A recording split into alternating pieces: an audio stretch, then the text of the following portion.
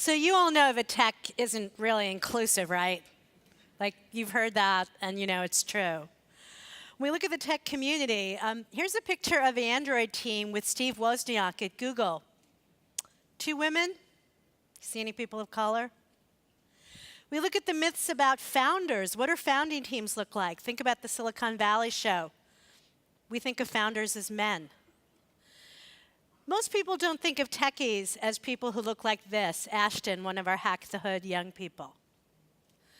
We decided in Oakland that we need to take steps to change that problem. And that's what we're doing with my nonprofit.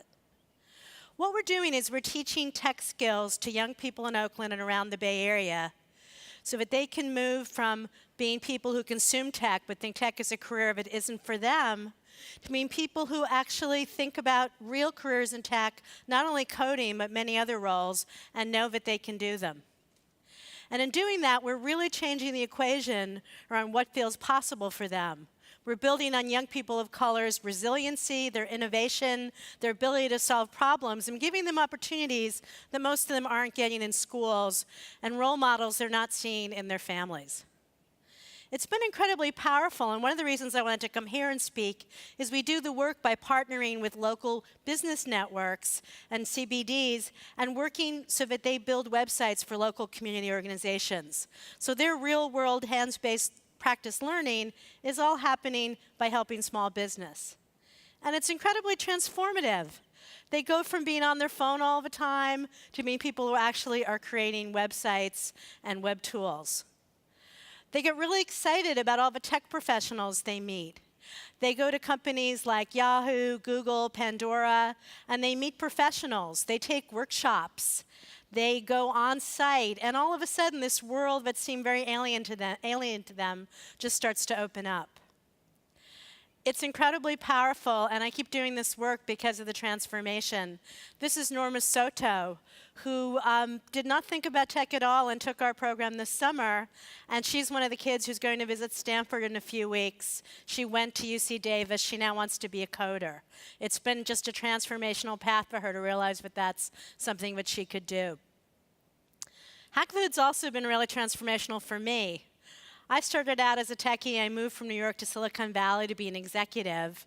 And when I look at myself from 2006, when I was running Yahoo Personals, you know, I had the corporate photo, I had the team building, cooking classes.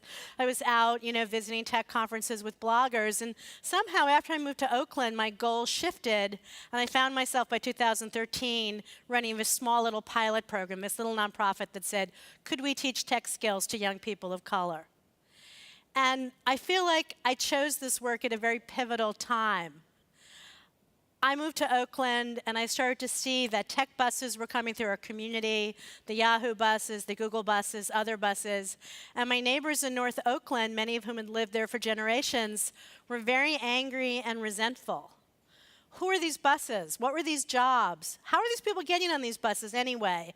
And I realized that people were not having the relationships, they didn't have the skills, their children were being shut out of all these opportunities for prosperity that were coming through Oakland, creeping up from San Francisco and Silicon Valley.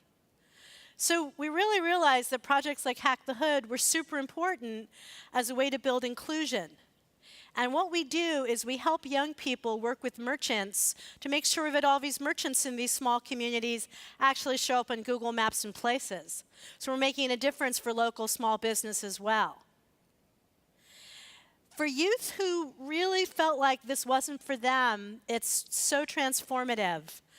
So many of them are in high schools where they're in remedial math, they don't have access to calculus, they don't see themselves as academically inclined, and when they do this work and they get on fire, it's a door that's opening that they go through but they don't want to come back.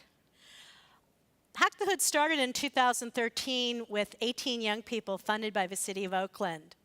In 2014, we received one of the big wins in the Bay Area Google Impact Challenge, a $500,000 investment. And since then, we've raised a lot more money to grow the program. So this summer, we worked with 100 youth, not only in Oakland, but in East Palo Alto and Richmond, and we'll be expanding through the Bay Area in the coming year.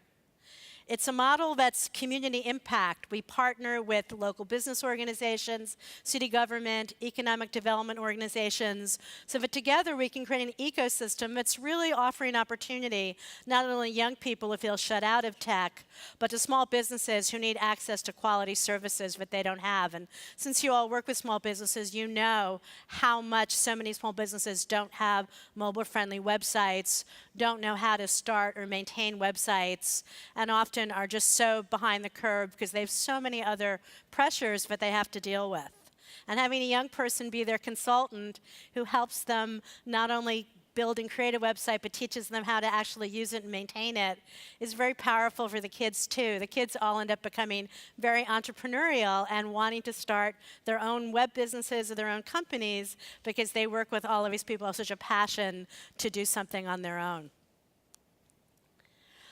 But one of the things I want to talk about before I end is that what we're starting to see is that teaching tech skills to young people isn't enough.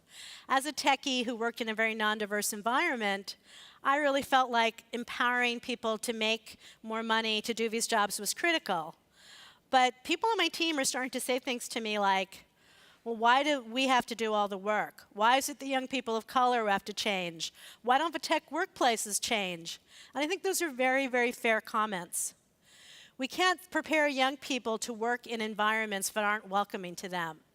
We can't send them into companies that are going to ask them, oh, were you in a gang? Were your parents married? How many kids are in your family? Because they feel like these young people are so different and so other. And while the tech companies are definitely publishing their numbers and they're working to shift that, it's really not happening quickly enough. Not quickly enough for the kids that we're trying to prepare to work in this environment. So what we're doing is, on one hand, we're pushing so that young people like Francis and Chantal can really get jobs in places like Yahoo and Google and all the small companies that are building apps and doing things really all over the country. But we're also looking at how do we teach entrepreneurship? How do we teach people skills so that if they don't want to work in this environment, they don't find it welcoming, they have some good alternatives. We can't just teach people to bridge systems that don't work. We have to also empower them to be owners and have their resiliency be put to their own good. So it's been kind of interesting because on one hand, we're partnering with companies like Google, and we have a project I'm super excited about. We're actually doing an ad tech project. We're going to be using volunteers to teach digital marketing to young people, how to place AdWords and how to do marketing services, so that some of our graduates could go to work at ad agencies for $18 to $22 an hour. On the other hand, we also have young people who are becoming entrepreneurs and starting their own companies. And we're really trying to support both of those things. And I would like to invite you to think about that kind of future with me. In 2016, we're going to expand. We're going to have 7 partners around the country, mostly in California, but also hopefully in a couple of other regions. And I would love to talk with all of you about ways that a program like Hack the Hood could really benefit your community.